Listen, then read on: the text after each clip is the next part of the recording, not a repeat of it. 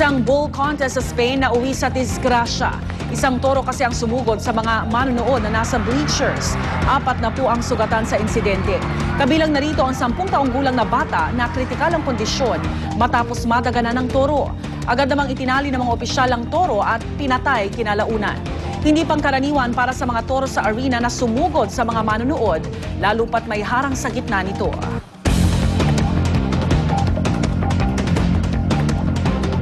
Mahigit 300 milyong piraso ng itlog ipinaricol sa Amerika dahil sa salmonella outbreak. Daan-daan na po ang nagkasakit dahil sa salmonella bacteria na iniuugnay sa mga itlog. Karamihan sa mga nagkasakit mula sa California, Colorado at Minnesota. Wala pa namang naiulat na namatay. Iniimbestigahan na ng mga eksperto kung saan nanggaling ang bacteria.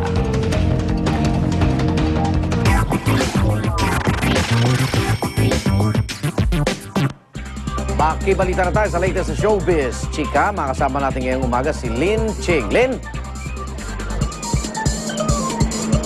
Thanks, Egan. Rappers Bow Wow and Ice Cube nag-team up for a comedy film. Sa pelikulang Lottery Ticket, isang high school student ang gagampanan ni Bow Wow. Ang mananalo ng multi-million-dollar jackpot prize sa isang nationwide lottery. Pero kailangan niyang protektahan ang kanyang sarili at ang winning ticket mula sa kanyang mga ganid na kapitbahay. Tutulungan naman si Bow Wow ng character ni Ice Cube. Showing na ang Lottery Ticket sa mga sinihan sa US at Canada sa August 20. Richard Gutierrez at Ann Curtis namigay ng souvenir items ng kanilang pelikula na In Your Eyes sa kanilang fans. Kababalik pa lang ni Chard. Sige po.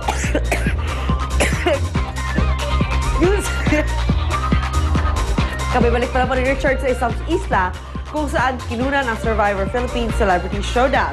Pero game na siyang sumaba. Ano po?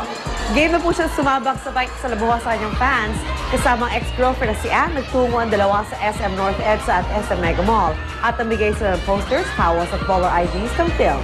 Kasabay nito ang pasalamat ng dalawa sa magandang pagtanggap sa pelikula.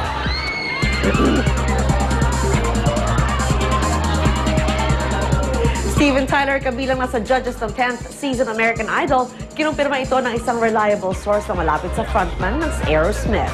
Dagdag pa ng source, wala raw dahilan para tumanggi ang vocalist sa alok sa kanya. As of this minute, wala pang official announcement coming from Steven or top people ng Fox, Fremantle Media, North America, and 19 Entertainment. Kung magkakataon ay makakasama niya ang pioneer judge na si Randy Jackson at si Cara Dioguardi, who started judging in 2009. Stars ng Camp Rock 2, The Final Jam, dumalo sa New York premiere nito sa Manhattan, New York City. Sulit naman ang pagdalo ng screening fans sa Lincoln Center dahil in attendance ang lead actors nitong sila Demi Lovato at ang Jonas Brothers na sina Joe, Nick, and Kevin.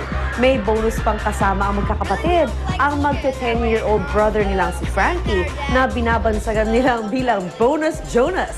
Remember, mapapanood ang Camp Rock 2, The Final Jam only on Disney Channel.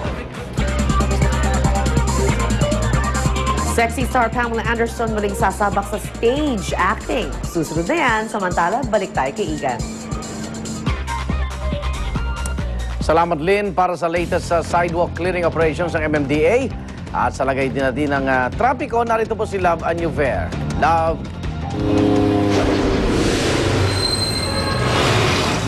Igan, tama ka. Nako, 24/7 na po ang gagawing clearing operation, sidewalk clearing operation ng Metro Manila Development Authority. Simula po yan ngayong araw or mamayang gabi ng alas 10 p.m. to 6 a.m. daw po ang graveyard shift ng mga maglilinis nga po sa iba't ibang sidewalk dito sa Metro Manila. Ayon din po sa Metro Manila Development Authority, mas marami daw kasi ang illegal vendors sa gabi. Dahil sa kanila daw po ay nawawala ng daanan ng mga pedestrian at nakasasagabal din po sila sa daloy ng trapiko. Ayon na rin po kay Chairman Tolentino, iwasan daw po nila ang pagiging maraha sa mga vendor para po maiwasan ang sakitan sa pagitan po ng mga MMDA officer at mga vendor mismo. Okay, mula naman po dyan, punta na po tayo sa ating kakalsadahan mga kapuso. Kahabaan po ng EDSA Kamuning ang ating ipasilip sa ating mga motorista. Nakikita ho natin ngayon ang magkabilang lane pero hindi po yan Kamuning, yan po ay magkabilang lane ng Quezon Boulevard.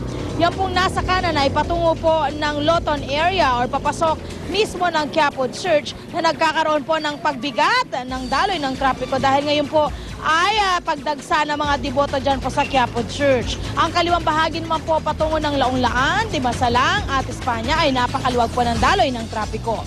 Ang magkabilang lane naman po ng EDSA Kamuning Flyover, makikita ho natin ang kaliwang bahagi, walang problema. Pero ang kanang bahaging lane, napakabigat na rin po ng daloy ng trapiko sa mga oras na ito. Yan po yung dulong bahagi, no? So, ibig sabihin, yung EDSA Cubao ay napakabigat na rin po ng daloy ng trapiko sa mga oras na ito. Okay, po mo. Ayan, ang susunod po natin ay EDSA Shaw Boulevard, magkabilang lane. Nasa kaliwa ho ang patungo naman ng Makati at nasa kanan ang patungo naman ng Cubao na pareho pa naman hong maayos at tuloy-tuloy ang daloy ng trapiko.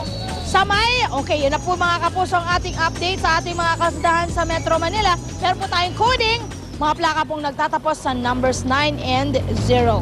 At yan po muna ang aking update sa ating mga kasundahan sa Metro Manila. Ako pa rin po nag-isang Reyna ng Kalsada. Love you, Bear. Balik sa'yo, Igan. Salamat. Hirit namin mamaya isang barangay sa Argao, Cebu, sinalanta ng buhawi. Mga miyembro ng RP Boxing Team tumulak na patungong Amerika para mag-ensayo para sa nalalapit na Asian Games. Darito na po sina Susie, si Susan at si Sus. Ay, sus!